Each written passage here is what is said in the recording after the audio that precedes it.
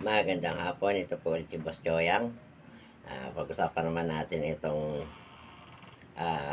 si Boying, no? Ay magiging ombudsman, no? At nagbigay na ang o nagpasa na ang IBP ng shortlist para sa aplikasyon ng ombudsman diyan sa palasyo. Pinasa na nila, no? Para na lang tayo naglolokohan yan. Sigurado namang si Boying ang pipiliin ng Pangulo. Ni Bongbong. Di ba? Itong administrasyon na to, talagang ginagawang tanga yung Pilipino, no? Kunyari pa, may shortlist, pero si Boying pa rin naman ang pipiliin. So, bakit si Boying ang gusto nilang ilagay sa ombudsman? Alam ng lahat, ay para nga naman makasuhan na itong si VP Sara Duterte at ang mga Duterte ay hindi na makatakbo sa 2028. No? At sino makikinabang? Siyempre, ang mga dilawan, hindi sila. Dahil si Bongbong paalis na yan. Ang makikinabang dyan, yung mga dilawan. Kaya hindi nila sinisigaw ang resign, Bongbong or Marcos resign. Dahil alam nilang si Sara Duterte ang uupo, ay siguradong lalo silang maiipit kay VP Sara, lalo yung mga komunista. Diba? So, hindi lang yun ang magiging benefits doon ni Bongbong Marcos. Kasi para sa kanya, baliwala na si Sara.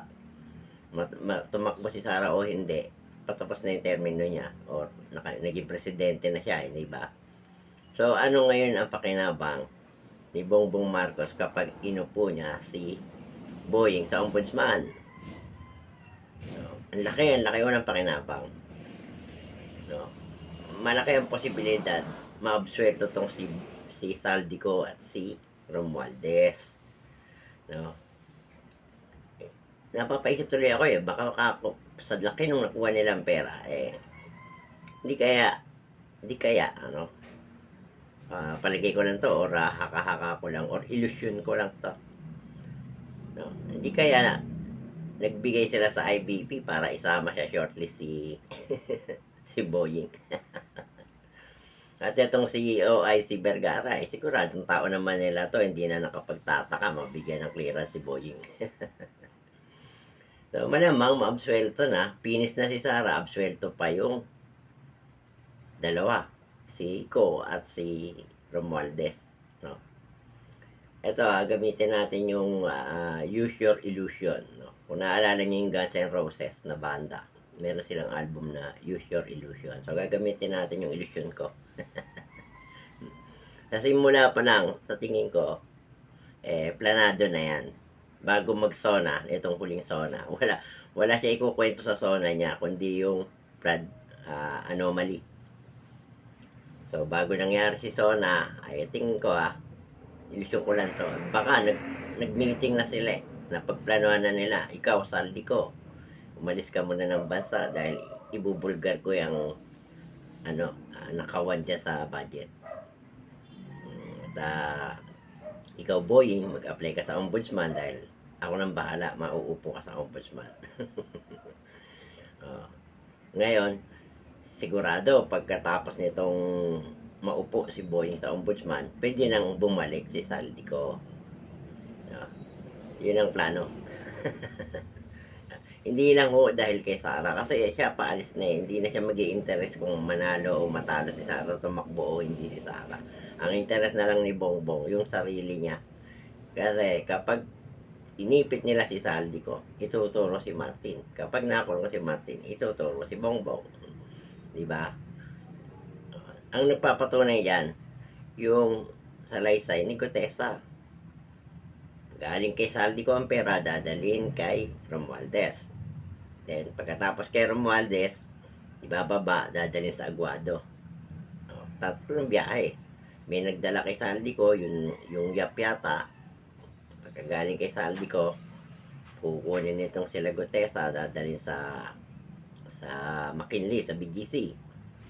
Tapos, magdadala naman sila sa Aguado. So, ang Aguado, alam naman ng lahat katapat na ng palasyo yan, ng gate board. Hindi na yan. So, ibig sabihin, sino magre-receive doon? Si Si Romualdez pa rin ba? Hinatid na nga sa bahay niya sa Makinli. Ang linaw, di ba? Malinaw na may koneksyon yung pagkakaupo ni Boying sa ombudsman sa korupsyong nangyari. Ginawa nila yan, planado na yan. Hindi ko sinasabing totoo, ito sinasabi ko, ito po ilusyon ko lang. Analisa ko lang to. Na pinagplanuhan nila yan, bago pa nila ilabas yung anomalya. Nakatakda na talagang iupo itong Boying. Pinag-apply na yan, mag-apply ka sa ombudsman. Maring ganun, di ba? So, wala akong mangyayari sa atin dito, kaya wag na kayong umasa na mapapanagot yung dalawa, si Salico at si Romualdez. Wala na tayong aasahan sa bagay na yan. At asahan na rin natin na makakasuhan ang lahat ng Duterte. Isama mo na si Kitty. At tuluyan ang hindi makakauwi. Si PRRD kapag napunta sa ombudsman yan. At lahat ng kaalyado ng Duterte ay makakasuhan. Yung binutas nila kay Cheese, tumanggap si Cheese. Si George na rin ang nagsabi na sa Omnibus Code, yung ang bawal ay yung magbibigay ka. Sa kanya nang galing yun, narinig ko yun sa radyo na sinabi niya na ang magkakaroon ng kaso yung magbibigay na merong kontrata sa gobyerno, magbibigay ng donasyon sa kandidato. At ang binigyan si Keith 2022 pa. Pinag-uusapan niya ito 2023 na, sinabi nitong si Bernardo na nagbigay siya ng pera kay dun sa mayor, yung contractor na nagbigay kay Keith, nag-donate 2023 ang sabi niya na nagbigay siya. Sabi niya sa Blue Ribbon yun, ha? Pero 2022 nanalo si Cheese, kaya malayo di ba? Kasi sinasabi ni George na magkakaroon ng kaso si Cheese doon. Walang kaso si Cheese kasi siya nagsabi na ang magkakaroon ng kaso yung nagbigay. Yung tumanggap, walang problema. Yung magdo-donate ang magkakaproblema, lalo't kung may kontrata sa gobyerno. At isa pa, sabi ni Chavit, nagbigay din itong donor kay Bongbong, malaki rin ang ibinigay. Di ba? Kaya po mga kababayan, kung nakikinig kayo kay Barsaga, gawin na natin yung sinasabi ni Barsaga. Pero dapat ma-impeach ang presidente sa mga sinabi sa mga lumabas, no?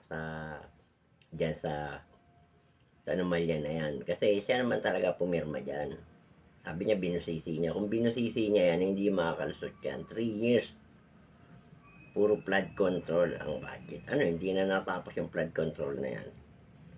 Diba? Kasi walang nagagawa. Kaya, taon-taon, may budget ang flood control.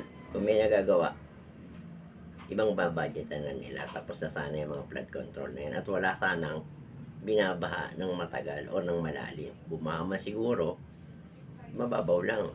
Gampa lang, hindi naabuti sa tuhod.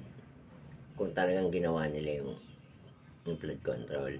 Kasi nga, sa laki ng porsyento ng mga congressman na dinadawit, ay talagang walang magagawa sa mahal ng materyales ngayon. Idagdag mo pa, yung mga semento ay galing doon sa importer na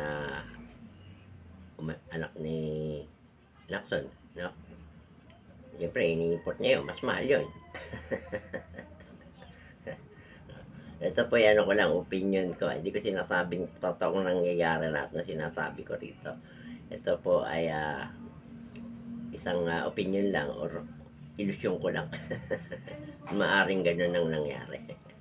At yun lamang po, maraming salamat sa inyong panonood at pakipalo po ang aking Facebook, YouTube at TikTok.